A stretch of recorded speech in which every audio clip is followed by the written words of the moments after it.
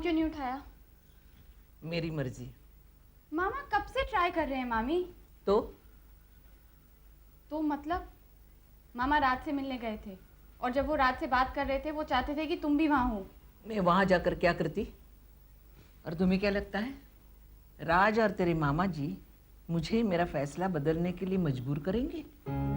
जरूर करेंगे, क्योंकि वो जानते हैं कि तुम गलत हो। तुम लोगों को हक किसने दिया ये तय करने का कि मैं गलत हूँ? मेरी किसी भी रिएक्शन को गलत ठहराना सबके लिए बहुत आसान होता है। तेरे मामा जी ने तो कह भी दिया होगा कि आसावरी ऐसी ही है। इस बात को तो मंगेश से भी जोड़ा होगा और ये भी कहा होगा जो औरत अपने बेटे से प्यार नहीं कर सकती उसे अपने भांजी की क्या परवाह होगी? मामी प्लीज, किसी ने मुझे ऐसा कुछ नहीं कहा है। कहा भी होगा तो मुझे कोई परवाह नहीं है। मैंने जो तय कर लिया है मतलब कर लिया। यही मैं सारे परेशानियों की जड़ है। तुम इस मैं को भुलाना ही नहीं चाहती। मामी वैसे मुझे ये कहना नहीं चाहिए, लेकिन इस मैंने तुम्हारी आंखों पर पर्दा डाल रखा है। तो क्या मुझे सलाह दे रहे हैं? अकल नाम की चीज है तेरे दिमाग में? परछाई के पीछे भागने वाली बेवकूफ लड़की हो तुम। जिंदगी भर उस मोहिनी की परछाई बनकर रहना चाहती हो तुम। हाँ, जीना चाहती हूँ मैं उस मोहिनी की परछाई बनकर, और मुझे कोई एतराज नहीं है, क्योंकि मुझ में वो मैं नहीं है। भुला दिया है मैंने अपने मैं को। और अगर राज मुझे मोहिनी समझकर प्यार करना भी चाहता है तो ठीक है, मुझे मंजूर है। बाकी और कोई चीजों की परवाह नहीं है मुझे।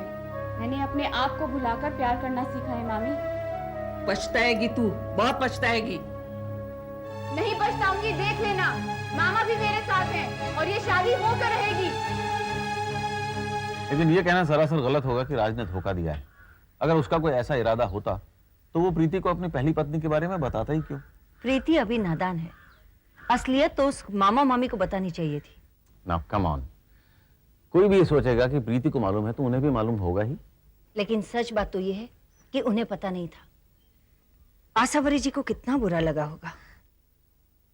एक तो उस लड़की के माँ बाप नहीं है, मामा मामी उसके गार्डियंस है, और उन्होंने उसके लिए एक विदुर ढूंढा है। ऐसा पता चलेगा तो रिश्तेदार क्या कहेंगे कि बिन माँ बाप की लड़की सर पर बोझ बन रही थी, इसलिए किसी के भी मत्थे मर दी। कहने दो रिश्तेदारों को और लोगों को जो भी कहना हो, लेकिन जब राज की असलियत मालूम होने के बावजूद प्रीति उसे चाहती है तो फिर प्रॉब्लम क्रिएट करने की क्या जरूरत है? मैं प्रीति को अच्छी तरह से जानती हूँ, बहुत भोली है बेचारी। इसने उसके सामने अपनी बीवी का दुखड़ा रोया होगा कि तुम्हें देखता हूँ तो मुझे मेरी बीवी की याद आती है। बस ये भोली घायल हो गई और उसे सुखी करने चली। Such nice thing. तुम समझ नहीं रहे हो किशोर, राज प्रीति में अपनी बीवी को खोज रहा है। इसे तो आसावरी जी ने जैसे कहा कि कल को वो उसकी परछाई बनकर रह जाएगी, उसकी सारी आइडेंटिटी खत्म हो जाएगी। कल अगर वो उसे अपनी बीवी के नाम से पुकारने लग गया तो then it is a problem. फिर इसलिए सारी बातें आसावरी जी को बतानी बहुत जरूरी है। फिर शादी करने जा रहा है वो उससे, इसलिए आसावरी जी को और मामा जी से मिलकर सच सच बता देना चाहिए। पता नहीं, क्या? देखो कल को अगर रेणु की शादी कहीं तय होती है तो क्या हम उन्हें रेणु की असलियत बता देंगे? रेणु की बात छोड़ो, अगर तुम्हारा ही कोई अतीत होता तो तुम क्या करते?